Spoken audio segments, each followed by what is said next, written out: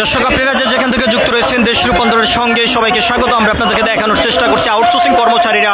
দীর্ঘদিন পর্যন্ত রাজপথে অবস্থান করে আন্দোলন সংগ্রাম কর্মসূচি চালিয়ে যাচ্ছেন। তবে তারা বারবার বিক্ষোভ কর্মসূচিতে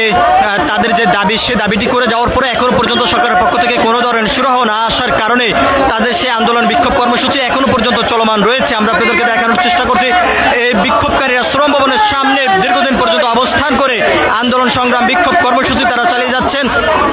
এবং আজ কিছুক্ষণ আগেই শ্রম ভবনের সামনের থেকে একটি বিক্ষোভ কর্মসূচি নিয়ে জাতীয় প্রেস ক্লাবের সামনে এসে তারা অবস্থান করেছেন এবং এখান থেকে বারবার তারা যেমনটি বলেছেন যত সময় পর্যন্ত সরকার তাদের দাবি মেনে না নেবেন তত সময় পর্যন্ত তারা রাজপথে অবস্থান করে আন্দোলন সংগ্রাম কর্মসূচি চালিয়ে যাবেন এমনটি কিন্তু এখান থেকে বিক্ষোভকারীরা বলছেন। এবং তারা যেমনটি বারবার বলছেন যে তাদের কাজ করার ক্ষেত্রে যে সমস্ত সরঞ্জাম প্রয়োজন অর্থাৎ তাদের জীবনের নিরাপত্তা কোনোভাবে নেই এবং সরঞ্জাম এখনো পর্যন্ত কোনো ঠিকাদার প্রতিষ্ঠান বহন করেননি এমন অভিযোগে তারা ঠিকাদার কোঠা থেকে দাসত্ব মুক্তি চাচ্ছেন এবং ঠিকাদার বাতিল চাচ্ছেন এবং তাদের চাকরি স্থায়ীকরণের দাবি নিয়ে তারা রাজপথে অবস্থান করে বিক্ষোভ কর্মসূচি তারা চালিয়ে যাচ্ছেন। আমরা আপনাদেরকে দেখানোর চেষ্টা করছি তারা এখন থেকে কিছুক্ষণ আগে শ্রম ভবনের সামনে থেকে একটি বিক্ষোভ মিছিল নিয়ে জাতীয় প্রেস ক্লাবের সামনে এসে অবস্থান করেছেন এবং তাদের স্লোগানের মধ্য দিয়ে তাদের দাবি এবং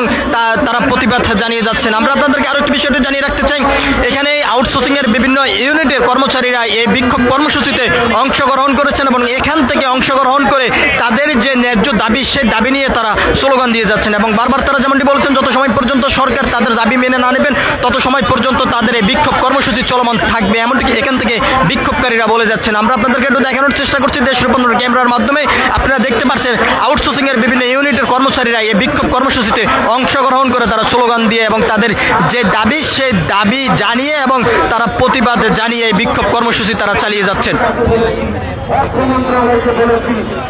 সরকারের 1 টাকা ভর্তুকি জায়গায় দিতে হবে না। আমরা সরকারকে বলেছি যে আপনারা যখন বলেন যে চাকরি স্থায়ী করার নির্ভর করতে একটা সময়ের ব্যাপার আমরাও বুঝি, আমরা মেনে নিয়েছি। আমরাও সরকারকে বলেছি, বিভিন্ন মন্ত্রণালয়কে বলেছি, অর্থ মন্ত্রণালয়কে বলেছি, জনপ্রশাসন মন্ত্রণালয়কে বলেছি। আমরা আপনাদেরকে দেখানোর চেষ্টা করছি, আপনারা দেখতে পাচ্ছেন আউটসোর্সিং কর্মচারীরা তাদের যে দাবি সেই দাবিটি নিয়ে তারা রাজপথে অবস্থান করে যাচ্ছেন। দীর্ঘদিন পর্যন্ত তারা আন্দোলন সংগ্রাম বিক্ষোভ কর্মসূচি তারা চালিয়ে যাচ্ছেন। যদিও তারা বারবার যেমনটি বলছেন তাদের এই আন্দোলন সংগ্রাম কর্মসূচি থেকে প্রশাসনের পক্ষ থেকে আশ্বস্ত করা হয় তারা সরকারের প্রতিনিধি দলের সঙ্গে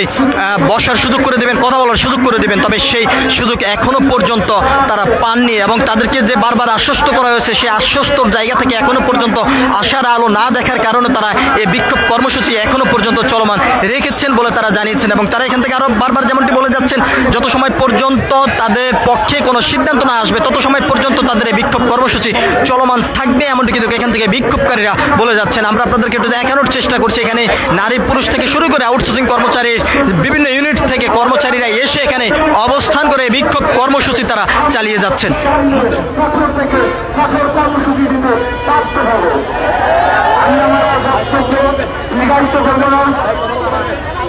আমি এখন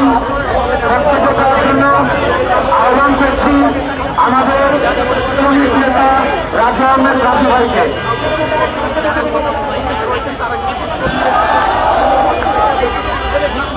সংগ্রামী বন্ধুগণ, সারা দেশে 6 লক্ষ আউটসোর্সিং কর্মীদের আজকের যে প্রাণের দাবি চাকরি স্থায়ীকরণের যে দাবি সেই দাবির প্রেক্ষিতে দর্শক আমরা আপনাদেরকে জানিয়ে রাখতেছি এখান থেকে আউটসোর্সিং কর্মচারীরা বারবার যেমনটি বলছেন তাদের দাবি আদায় না হওয়া পর্যন্ত তারা রাজপথে আরো তীব্র থেকে তীব্র আন্দোলনের ডাক দিবেন এমনটি কিন্তু এখান থেকে আউটসোর্সিং কর্মচারীরা বলে যাচ্ছেন এবং তারা বারবার যেমনটি বলছেন তারা দীর্ঘদিন পর্যন্ত রাজপথে অবস্থান করে আন্দোলন সংগ্রাম কর্মসূচি চালিয়ে যাচ্ছেন এবং তাদের দাবিগুলো সরকারের প্রতিনিধিদের কাছে তারা পৌঁছানোর জন্য বারবার চেষ্টা করছেন এবং সরাসরি তারা কথা বলে তাদের ন্যায্য অধিকারটি তারা আদায় করে নিতে চাচ্ছেন। তবে এখনো পর্যন্ত সরকারের পক্ষ থেকে কোনো ধরনের সুনিশ্চিত কোনো তথ্য আসেনি এবং তাদের পক্ষে কোনো সুরাহা না আসার কারণেই এখনো পর্যন্ত তাদের সেই আন্দোলন সংগ্রাম কর্মসূচি চলমান রয়েছে এবং তারা বারবার যেমনটি বলছেন যে আউটসোর্সিং সকল কর্মচারীরা এই তাদের যে দাবি নিয়ে রাজপথে অবস্থান করেছেন, দাবি বাস্তবায়ন না হলে পরবর্তীতে তারা আরও বিক্ষোভ কর্মসূচি ডাক দিবেন, এমনটি কিন্তু এখান থেকে তারা বলে যাচ্ছেন। তো সব কিছু মিলিয়ে এই ছিল আউটসোর্সিং কর্মচারীদের বিক্ষোভ মিছিল থেকে আমার কাছে এখনকার মতন সর্বশেষ। পরবর্তী আপডেট পাওয়ার জন্য সবাই দেশ রূপান্তরের সঙ্গে থাকুন। ধন্যবাদ সবাইকে।